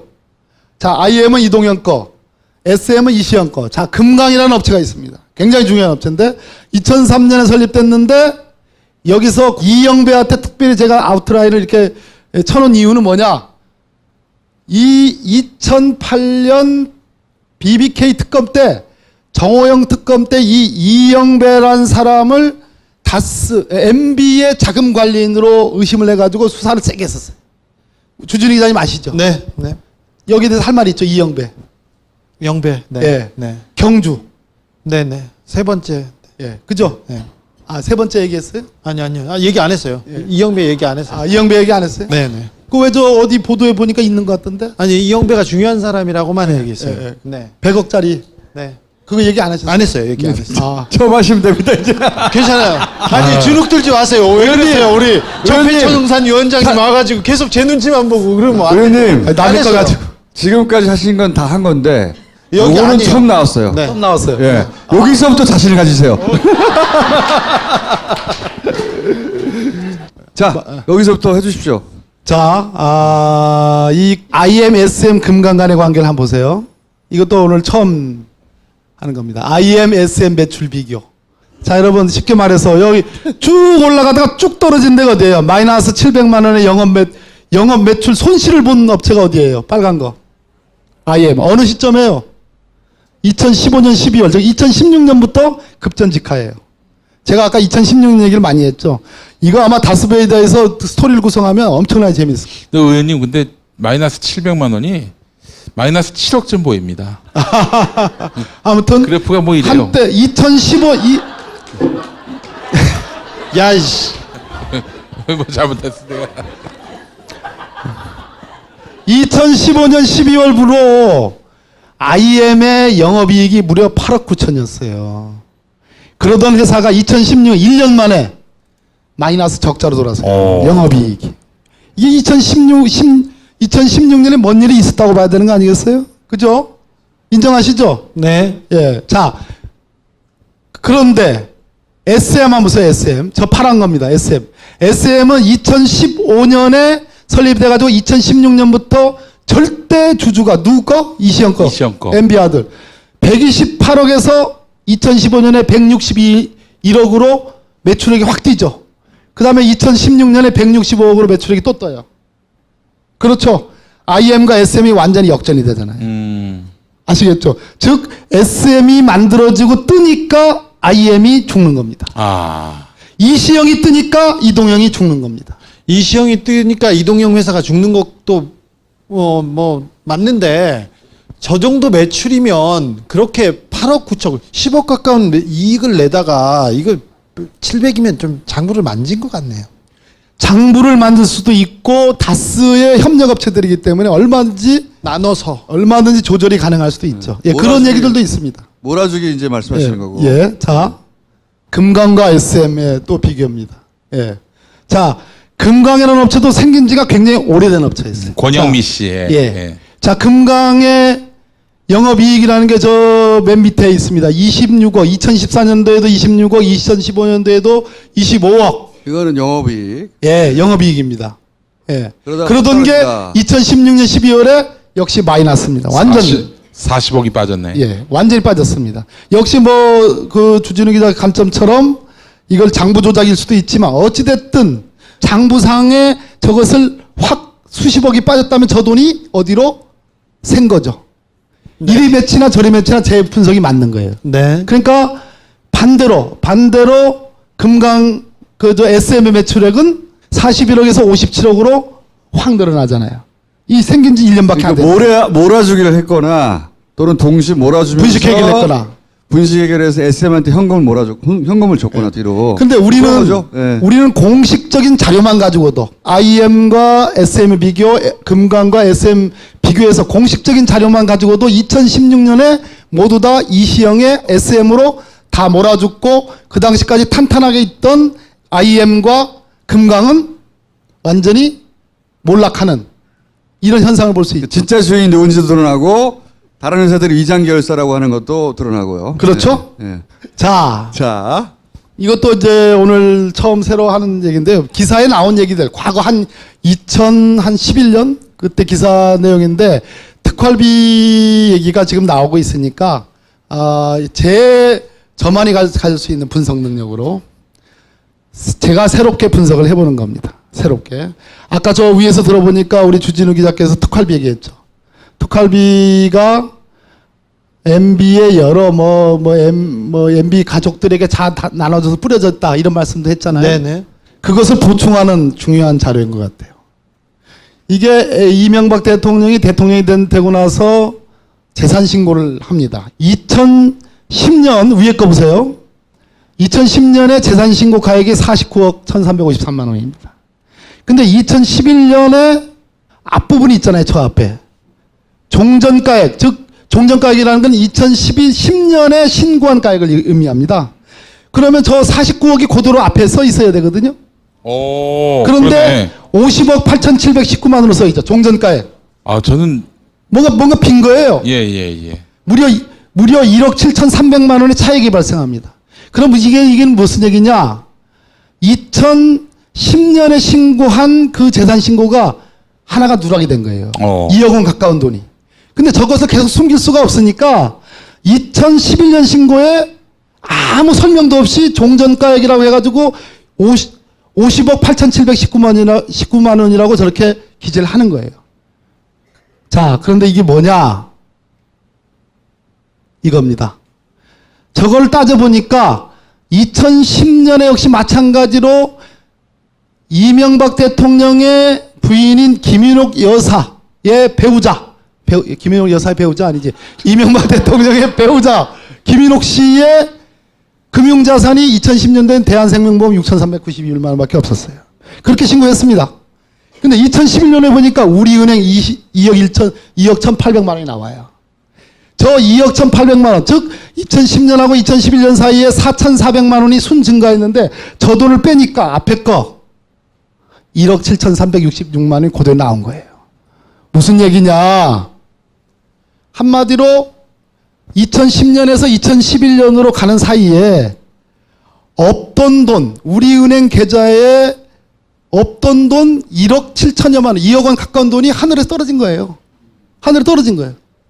그래서 저게 왜 그러냐라고 설명을 해봐라 했더니 MB 쪽에서는 대통령이 될 때부터 원래 있던 예금인데 여기저기서 저 처자식한테도 자식들한테도 받고 여기저기서 선물 받고 무슨 용돈 받고 한 돈을 모아둬 가지고 그때부터 처음 대통령이 될 때부터 있던 예금인데 모르고 있다가 말이 안 되죠? 그러다가 2010년에 알아가지고 추후에 누락 신고를 한 거다. 이렇게 설명을 해요. 자, 저 2억 원 가까운 돈이 하늘에 떨어질 수가 있겠습니까? 근데 저 때는 그냥 그렇게 하고 넘어갔어요. 그렇게 설명을 하니까 별일 아니겠지 하고 넘어갔어요. 그런데 지금 특활비가 문제가 되잖아요. 예. 자, 그러면 이 즈음에서는 특활비의 의심을 지금 1억을 받고 있잖아요. 이 돈을 출처를 설명을 해야 되지 않겠습니까? 설명할 의무가 있는 거죠? 네. 만약 설명 못하면 이거 지금 의심받고 있는 그걸로 지금 의심 받을 수밖에 없는 거잖아요. 그래서 하늘에서 뚝 떨어진 이 2억 원 가까운 예금, 그거 신고 누락한 거 지금 특활비가 문제되는 이 시점에서 MB 쪽에서 밝혀야 된다. 이런 얘기를 하는 거예요. 아, 특활비로 의심된다. 만약 제대로 설명 못하면 의심을 받을 수밖에 없는 거죠. 그렇습니다. 끝났나요? 네. 박수!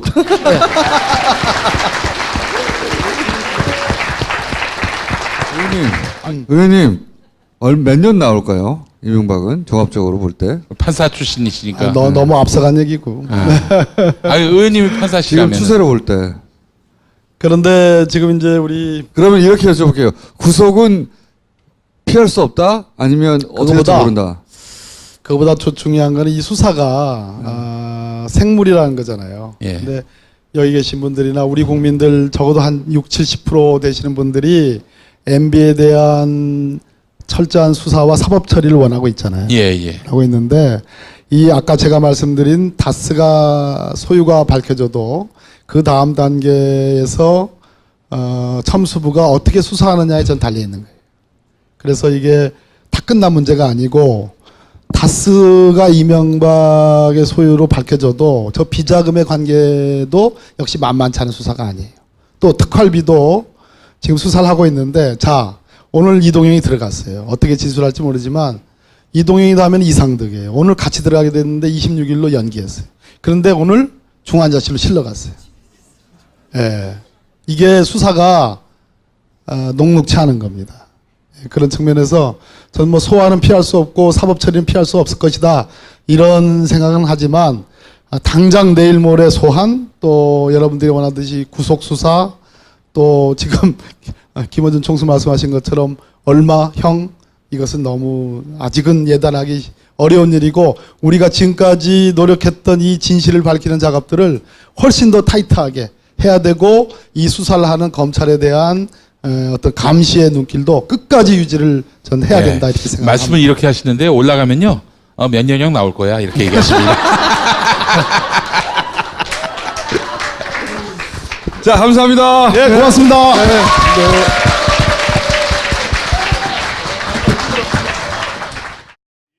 언제쯤 갈 것 같아요, 형님? MB. 총수가 화장실 가가지고 아 똥을 지금 똥을. 너처럼 빠르지 않아서. 네. 사실- 이공 대장사랑.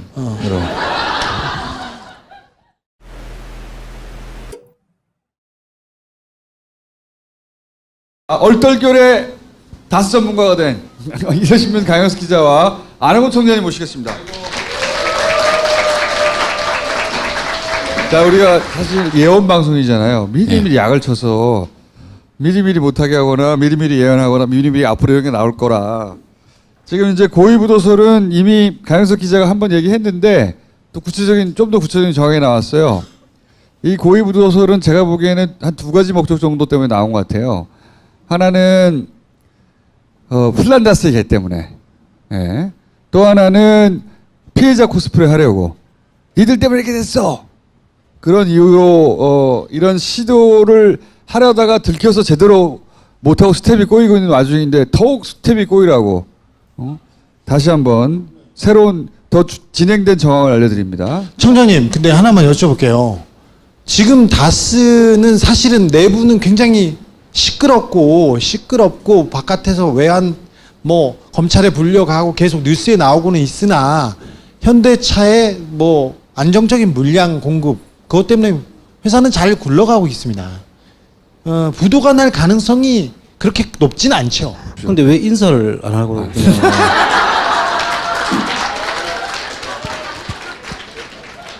예, 안녕하십니까, 안흥구입니다.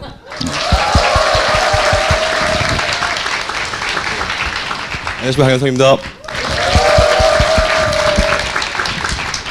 대로 어떤 일들이 벌어지고 있는지, 사실 강현석 기자가 이게 전문가예요. 지금 다스 내부 사정에 이미 그 주변 사장님들과 돈독한 관계를 유지하고 있고 지금 취재에 뛰어든 뭐 MBC, SBS, JTBC 기자들보다 훨씬 더 앞서가서 신라어를 구사하겠는데. 내밀한 사정도 잘 알고 있거든요. 이분은 왜 안 불러주나 몰라, 딴 데서. 자, 그 설명을 좀 드리면은, 그러니까 부도설이 나오게 된 경위가 좀 궁금하실 것 같아서요. 제가 좀 적어왔습니다. 일단 부도설이 나온 게 10일이 수요일, 그러니까 지난 10일 수요일이거든요. 그때 오전에 다스 내부적으로 좀 회의를 한 모양이에요. 근데 이제 그 회의에 참석을 했던 이제 어떤 분이 그 얘기를 좀 이제 밖으로 좀 퍼뜨리면서 이 부도설이 퍼진 것 같은데, 예, 어떤 얘기가 나왔냐면, 일단 그 회의에서 나온 얘기가 회사가 부도 직전이다. 그리고 이번 달에 어음을 못 막으면은 부도가 날 수 있다. 그래서 관리직 월급은 일단 안 받을 생각을 하고, 또 뭐 경우에 따라서는 명퇴도 할 수 있다. 그리고 지금 현재 회사 상황이 뭐 카드 값이나 이런 게 다 연체가 돼 있기 때문에 이놈들 수쓰네, 수써 확실히. 네. 근데 진짜 그렇게 어려운 상황이에요? 뭐 은행권이 뭐 회수한다는 얘기는 거짓말은 아닐 거 아니에요. 은행권이 회수한다는 얘기는, 그러니까 하나은행, 그러니까 외환은행이랑 이제 다스가 주거래 은행인데요. 외환은행에서 뭐 120억 정도 상환 요구했는데 다스 정도 되는 회사가 120억이 없어서 망할 일은 아마 없겠죠. 예. 그래서 근데 그런 부분들을 좀 고려를 해보면, 아까 이제 총수님이나 아니면 여기 많은 분들 말씀하신 대로 좀 어떻게 보면은 이 부도설을 흘리기 위해서, 혹은 내부적으로 기강을 다잡기 위해서 이렇게 이런 얘기를 좀 했을 가능성이 있다라고 추측을 해봅니다. 그 이야기가 근데 굉장히 구체적으로 돌고 있다는 거죠. 네. 그래서 실제로 보면은 이렇게 내부적으로 회의를 한 다음 날에 노조 앞으로, 다스 지회 앞으로 회사가 경영 위기에 빠져 있으니 앞으로 노조에 대한 지원을 중단하겠다. 라고 직업 공문도 그다음에 보냈고, 뉴스가 또 나온 게 이제 폭스바겐하고 굉장히 큰 계약을 앞두고 있다. 네네. 거기 제가- 신경 많이 썼다고 하다가 폭스바겐이 관두자고 한 게 아니에요. 다스 쪽에서 폭스바겐에 접자고 한 거지. 이게 좀 이해가 안 되는 게 예. 그 다스가 만약에 정상적인 기업이라면은 독일에서 폭스바겐이 먼저 우리랑 계약하자. 그래서 독일에 가서 공장을 짓고 거기서 폭스바겐에 납품을 하게 되면은 현대차 말고도 폭스바겐 납품할 수도 있고 또 유럽에 공장이 있으면은 거기 뭐 독일의 벤츠라든가 이런 여러 자동차 회사들이 있거든요. 이렇게 납품할 수 있는 정말 좋은 기회인데 이거를 본인들이 스스로 우리 안 한다. 이렇게 이제 해버린 거죠. 오히려 부도이기면 더 해야 되잖아요. 네. 그 제가 조금 더 이게 전문가로 기초 지식을 우리가 좀 가지고 가야 되는데 기초 지식이 없는 가격 왜냐하면 죄송합니다 제가. 예. 우리가 보통 부도라고 이야기하는 이럴 땐 경우하고 시부랄 해야 되는 거죠. 회사가 파산되는 거하고 부도와 파산은 다른 거거든요. 부도는 일시적으로 부도가 날 수 있어요. 예를 들어서 회사에 갑자기 자금이 부족해서 아까 말씀드린 대로 어음을 끊어줬는데 만기일이 돼가지고 돈을 못 갚았습니다. 그러면 은행에서 부도 처리를 하는 거예요. 그런데 그것도 바로 부도 처리를 하는 것이 아니라 1차 부도, 2차 부도, 뭐 최종 부도 이런 식으로 해가지고 시간을 끌어가면서 그걸 갚을 시간을 주는 겁니다. 일시적으로. 그리고 또 부도를 적자 부도, 흑자 부도라고. 그 이게 일시적 부도일 경우에는 회사는 잘 돌아가는데 돈이 일시적으로 모자라가지고 만기일이 되어가지고 그럴 수는 있잖아요. 개인도 그럴 수 있잖아요. 똑같아요. 예. 형편은 괜찮은데 그렇게 될 수 있는데 보통 우리가 일반적으로 부도하는 경우는 바로 파산하고 연결시키죠. 파산은 회사가 완전히 회사 문을 닫는 겁니다.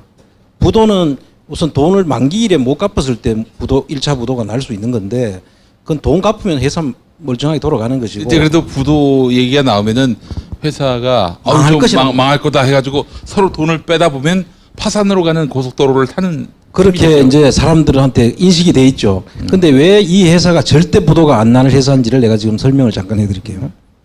고의 부도를 낸다는 건 돈이 있는데도 불구하고 어음을 결제를 안 하면 부도가 나는 거예요. 그렇지. 1차 부도가. 이 회사가 16년도 기준으로 보면 총 자산이 얼마냐면 9,200억이에요. 총 자산이 9,200억인데 자산은 자본과 부채를 합해서 자산이라 그래요. 그런데 이제 부채는 얼마냐 하면은 6,300억. 그러니까 한 3,000억 정도가 이 회사의 자산인 거예요. 자본인 거예요. 그러니까 이런 회사는 엄청나게 좋은 회사입니다. 자본금이 3,000억이라는 것은 보통 이런 회사는 잘 없습니다. 근데 원래 장부상의 자본금은 29억 5천만 원으로 되어 있는데 그 나머지는 잉여금이 자본으로 환입할 수 있는 돈이에요. 그러니까 자본이 똑같다고 보면 되시는 거고 이렇게 좋은 회사이고 그 다음에 유동자산이라고 하는 것은 현금으로 움직일 수 있는 자산. 그러니까 왜 부도가 절대 안 나느냐 하면은 이 유동자산이 5,800억이나 있는 회사예요. 그런데 이 회사가 뭐 다른 데 돈을 다 빼놓고 일시적으로 부도 처리는 자기들이 할 수 있겠죠. 그러나 이렇게 좋은 회사를 은행이 돈 빌려주면 받을 수 있는 충분히 되는 회사를 왜 부도를 내겠냐 이거죠.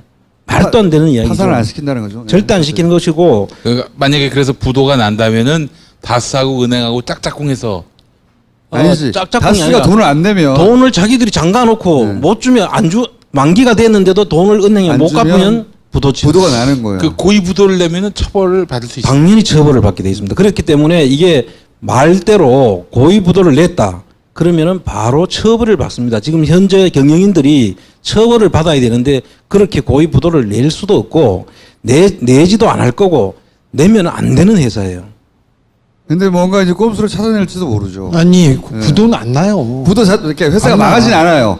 그 안 나. 구글에서 얘기하자면. 근데 예를 들어서 1차 부도를 뉴스로 막 만들어내려고 노력할 수는 있다. 그래서 아니 우리 노력은 해도 1차 부도도 안 강 돼. 기자님이 이걸 찾았는 것처럼 보니까 그게 한 군데 매체더라고요. 단독으로 해가지고 동아 채널 A라고 딱 한 군데에서 낸 거예요. 그리고 그 뒤에 다른 데서 받았는 데가 있는가 싶어 보니까 아무 데도 없어요. 근데 그 내용을 자세히 살펴보니까 그 다스 경영진이 노조한테 보냈다는 그 내용. 그리고 자기들이 폭스바겐을 잠깐 설명해야 되는데 폭스바겐이 이제 해외 14개 회사가 있잖아요. 해외 법인이. 그런데 폭스바겐에 납품하는 회사를 독일에다가 2천억을 들여가지고 자기들이 투자를 한다라고 발표를 했던 시점이 이 사건이 터지기 직전에 있었는데 그 2천억도 저는 의심하기를 2천억을 투자를 할 정도 회사면 이 회사는 진짜 좋은 회사잖아요. 그런데 갑자기 그 투자하려고 했던 2천억을 투자하려고 했던 회사가 갑자기 부도를 낸다? 말이 안 되는 것이고 그다음에 독일에다가 2천억을 넣는다고 하는 것은 저는 그때 그렇게 의심을 했었습니다. 그때 당시에 해외 법인은 전부 다 지금 이시영 쪽으로 다 지금 가 있고 예. 그 2천억도 이시영한테 주기 위한 것이 아닌가. 네. 그래서 그렇겠죠. 빼돌리려고 하다가 이 사건이 터지니까 못 가게 된 것이지 이게 네네. 부도 내려고 그렇게 한 게 아니다. 그런데 이거를 이유로 들어가 하는 것 자체가 어불성설이에요. 예. 자, 그럼 현장을 취재한 조금 더 그 청장님 기초가 설명을 없는 강현수 기자 얘기 들어보세요. 기초가 없으니까 좀 알아서 좀 들어주시고요. 그 말씀하신 대로 자산이 이제 뭐 1조 가까이 되는 1조 넘는 그런 회사인데 이게 재밌는 게 그 국내의 다스의 자산 총액보다 해외 다스의 자산 총액이 더 많아요. 이게 무슨 말이냐면 이미 그러니까 국내에 있는 돈이 해외로 나간 거예요, 다 이미. 사실은. 이게 어떻게 나가냐면은 우리가 해외에 공장 짓겠다. 우리가 해외에 투자하겠다. 우리가 해외 납품처를 뚫겠다. 이러면 그냥 돈을 나갈 수 있거든요. 자유롭게 나가는데 근데 그 다스가 중국, 뭐 인도, 미국, 체코 이런 현대차의 해외 공장이 있는 모든 곳마다 따라가 가지고 다스가 이렇게 공장을 짓습니다. 납품 공장을 지어서 현대차에 납품을 하는데 그런 회사를 과연 그러면은 현대차 입장에서 그 회사를 그냥 이렇게 부도가 날 수 있겠느냐. 부도가 나면은 그러면은 해외에서 납품하던 게 다 끊기잖아요. 그럼 그걸 어디서 또 이게 다시 가져오냐 이런 문제가 생기기 때문에 실제로 좀 부도 가능성이 낮은 것은 사실인 걸로. 근데 그런 분위기를 회사 내에서 계속 만들고 있다는 거죠, 지금. 예, 그러니까 그런 분위기를 만들어서 이거를 뭐 어떻게 보면은 밖으로 좀 퍼뜨리는 그렇기 때문에 제가 좀 알게 되지 않았을까. 우리 예. 어렵다. 네네. 우리가 지금 이런 상황에서 니네가 이런 건실한 회사를 국민들이 부당하게 누구 거냐고 묻고 해서 회사 형편이 어려워졌다는 피해자 코스프레를 막 하려고 생각하고 있는데 우리가 미리 막 떠들어가지고 잘 못하고 있는 거예요, 이게. 아니 근데 그건 맞는데 사실 고의 부도설이 그렇게 전파되지 않을 것 같아. 우리가 이거 노이즈 마케팅 해주는 거 아닌가? 아니 고의 부도설 뉴스는 몇 번 나왔어. 근데 이게 영향을 받는 게 아까 부도설, 우리 고의 빼고 부도설. 김정수가 말씀하신 것처럼 이게 왜 그러냐면 다스가 앞으로 곧 망할지도 모른다. 그런데 왜 우리가 그 플랜다스계를 모아가지고 그걸 살라고 하느냐. 이것도 그죠. 지금 네. 그렇게 의심을 하는 사람들도 있습니다. 그래서 그거 약간 영향을 미치거든요. 예를 들어 사려고 하는 사람들한테 회사가 어차피 망할 거면은 지금 다 됐는데 그러면 안 사도 되나? 이렇게 만들기도 해요. 일부는. 예. 그러니까 이 고의 부도설이 왜 중요하냐면은 아까 그 제가 말씀드렸던 이제 국내에 있는 그 다스의 돈, 뭐 자산 이런 것들이 해외로 나가기 때문에 중요한 건데, 그러니까 뭐 예를 들면 이런 식입니다.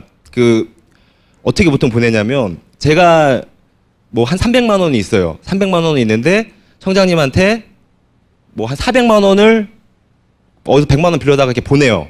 그러면은 청장님은 400만 원 있는 거잖아요. 그럼 저는 300만 원을 빌려준 거고. 근데 제가 나중에 이 300만 원을 안 받아버려요.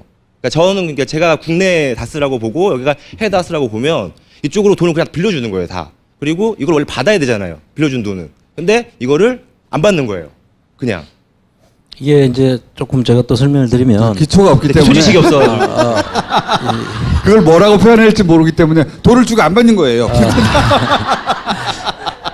이야기 쉽게 얘기하라고. 실제 둘이 좀 협의를 해가지고 가까운 이야기이고 이제 대기업들이 해외 이제 자식들한테 돈을 줄라 그러니까 그냥 줄 수는 없잖아요. 그럼 이제 해외 쪽을 통해서 돈을 주고 싶을 때 해외에다 투자를 한다고 합니다. 그럼 투자하는 거는 뭐 할 수 있잖아요. 그럼 해외 투자를 해놓고 그 투자된 회사가 가서 실질적으로는 사업이 잘 되는데 안 되는 것처럼 장부를 꾸미는 거죠. 계속 결손났다. 지금 다스의 많은 해외 법인들이 결손을 실제로 내놓고 있습니다. 특히 브라질 법인하고 체코, 터키, 인도까지는 지금 결손을 막 내놓고 있거든요. 이상하죠. 결손이 날 리가 없는데. 결손이 날 수가 없는 회사예요. 날 수가 없는데 나요. 현대자동차가 나가는데 동반 진출하기 때문에 현대자동차가 책임을 지고 데리고 나갑니다. 물량이 충분해요. 그냥 만들어서 보내기만 하면 다 이익이 이익 생겨요. 구조가 나오는 회사인데 결손을 내고 있단 말이죠. 이상해요. 그런 경우에는 가서 결손을 날 수가 없는 거를 장부상으로 결손을 내놓고 그러면 회사가 형편없는 가치가 되잖아요. 그러면 그거를 검은 머리 외국인을 시켜가지고 실제로 이시영이가 예를 들면 이건 가정이지만 이시영이가 그 사람을 통해서 산다. 그래 되면은 쉽게 갈 수 있는 거죠. 이시불알. 그 현대차 일감 관련해서 조금 더 덧붙여 설명드리면 그 근본 없이 설명해봐요. 네, 근본 없이 그냥 한번 기초 지식 없이 얘기를 해보면 당연히 이제 뭐 어떤 제가 만약에 해외 공장을 짓는다고 하면은 해외에서 누가 제 물건을 사줘야지 나가는 거잖아요. 근데 그 사주는 게 현대차인 거는 이제 다 아실 거고 그러면은 다스가 언제부터 해외에 나가기 시작하냐면은 2004년에 나가요. 근데 2004년이 언제냐면 그 이명박 이제 전 대통령이 서울시장 당선되고 나서 이제 결국에는 다스가 해외로 나가게 되는 거거든요. 그리고 나서 계속 꾸준하게 이제 현대차에서 일감을 많이 주니까 다스는 계속 성장을 할 수밖에 없잖아요.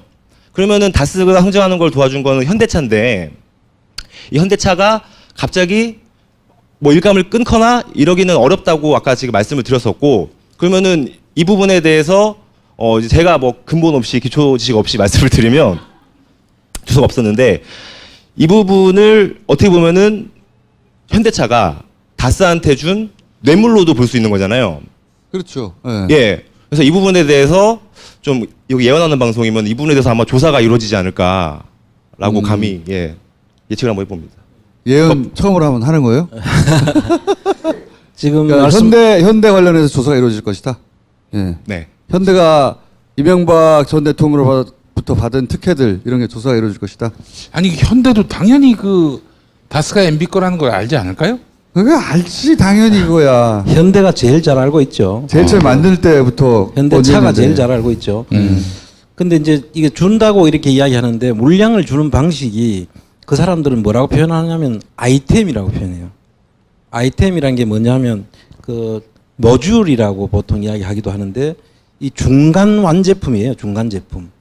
그것들을 이제 다스가 시트 회사잖아요. 그럼 시트 카바도 있을 테고 시트 뼈대도 있을 테고 시트를 이렇게 누르면 앞으로 왔다 뒤로 왔다 하는 그 전기 장치도 있을 테고 이 시트 하나에 들어가는 팔걸이도 있을 테고 이 여러 가지 부품들이 조립된 게 시트예요.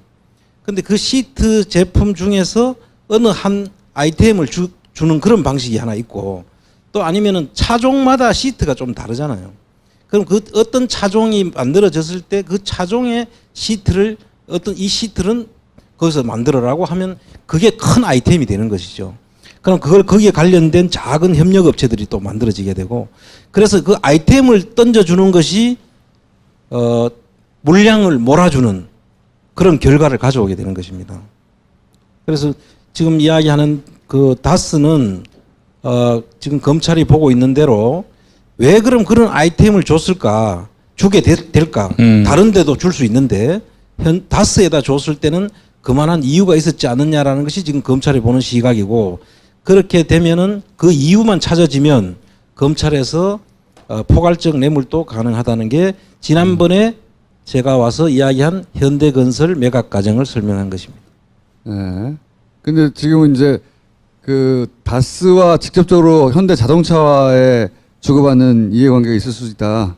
라고 강현석 기자가 얘기하면서 그래서 아마 수사가 이쪽에서 뭐 터질 수도 있다 이런 얘기인 거네요. 그런 얘기고, 그러니까 이게 고위부도서랑 연결된 거는 결국에는 뭐 물론 가능성은 낮지만 정말 만약에 부도를 고의적으로 낸다면은 어쨌든 아까도 서두에도 얘기했지만 해외 법인은 이미 다 이시영 씨가 장악한 상황이기 때문에 뭐 국내 망하면은 해외에서 그냥 받아서 쓰지 뭐 이렇게 돼버리면은 잡을 방법이 없어지는 거예요. 다스는 국민 기업이기 때문에 지금 국민들이 가장 많이 외치고 있는 기업이기 때문에 그런 꼼수는 쉽지는 않을 거예요. 그러니까요. 네. 오늘 MBC 지금 8시 뉴스에서 단독 보도가 하나 나왔는데 다스 부사장이 이시영이 MB를 믿고 다스를 자기 것이라고 하고 다녔다는 그런 녹취 파일이 나왔습니다. MBC에서 지금 다스에 관한 걸출한 기사들이 계속 나오고 있습니다. 저는 MBC에서 탐사 보도 프로그램 스트레이트를 진행하게 됐습니다. 2월 초부터 시작합니다. 2월 초부터. 네. 그 강영석 기자가 참 그 예리한 거를 찾았는데 앞 사람들이 잘 모르는데 지금 아까도 이야기했듯이 외국에서 돈이 빠져나간다 그랬잖아요. 국내에서는 위장 계열사를 통해서 빠져나가고 돈의 대부분은 외국에서 지금 빠져나간다. 이렇게 이제 했는데 그 외국의 자금과 해결을 담당했던 직원을 강현석 기자가 찾았는데 그 사람들을 압수수색을 안 했다는 거예요. 제 보도하고 했어요. 아, 보도하고 다음 안 날인가 바로 했어요.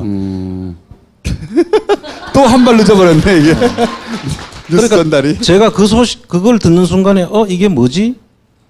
몰랐겠죠 그때는. 몰랐다. 그러면 빨리 강현석 기자한테 물어봤어야죠. 이게 진짜 심각한 것이 그 사람들은 그 내용을 다 알고 있는 거잖아요. 그 사람들을 컴퓨터를 어떻게 지웠는지 그 내용을 제일 먼저 봤어야 되는 건데 이 회사의 실태를 아는 사람이라면 적어도 세무조사를 들어간다면 제일 먼저 확보해야 되는 게 그 사람들의 그 해외를 어떻게 빼돌렸나. 해외에서 국내와 어떻게 그 관계를 통해서 빼돌렸냐를 봐야 되는데 그 사람들 컴퓨터를 압수를 안 했다? 그거는 아예 처음부터 실수한 거죠. 그래서 그거를 강현석 기자가 찾아냈다고 해서 내가 참 예리한 기자다. 감사합니다. 예.